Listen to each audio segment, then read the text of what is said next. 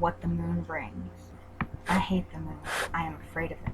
For when it shines on certain scenes familiar and loved, it sometimes makes them unfamiliar and hideous. It was in the spectral summer when the moon shone down in the old garden where I wandered, the spectral summer of narcotic flowers and humid seas of foliage that bring wild and many-colored dreams. And as I walked by the shallow crystal stream, I saw unwonted ripples tipped with yellow light, as if those placid waters were drawn on in resistless currents to strange oceans that are not in the world.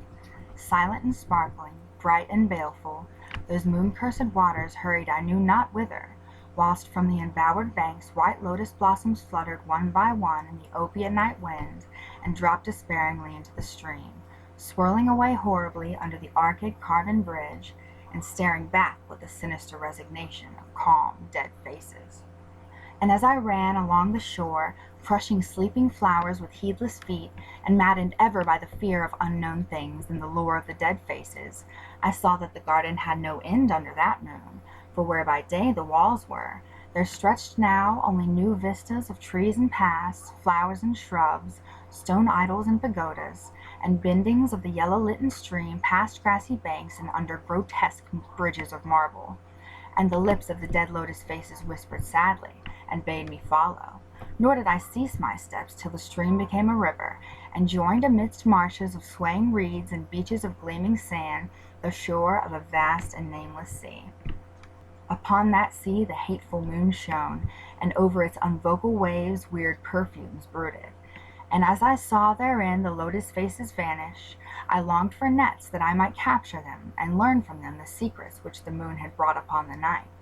But when the moon went over to the west, and the still tide ebbed from the sullen shore, I saw in that light old spires that the waves almost uncovered, and white columns gay with festoons of green seaweed.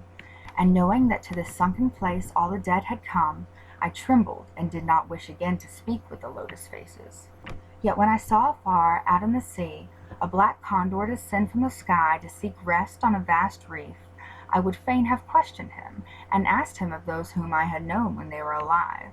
This I would have asked him, had he not been so far away, but he was very far, and could not be seen at all when he drew nigh that gigantic reef. So I watched the tide go out under that sinking moon, and saw gleaming the spires, the towers, and the roofs of that dead, dripping city. And as I watched, my nostrils tried to close against the perfume-conquering stench of the world's dead. For truly, in this unplaced and forgotten spot had all the flesh of the churchyards gathered, for puffy sea worms to gnaw and glut upon. Over these horrors the evil moon now hung very low, but the puffy worms of the sea need no moon to feed by. And as I watched the ripples that told of the writhing of worms beneath, I felt a new chill from afar, out whither the condor had flown, as if my flesh had caught a horror before my eyes had seen it.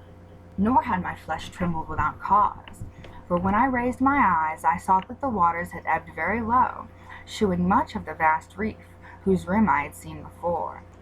And when I saw that this reef was but the black basalt crown of a shocking Econ, whose monstrous forehead now shone in the dim moonlight, and whose vile hooves must paw the hellish ooze miles below, I shrieked and shrieked, lest the hidden faces rise above the waters, and lest the hidden eyes look at me after the slinking away of that leering and treacherous moon.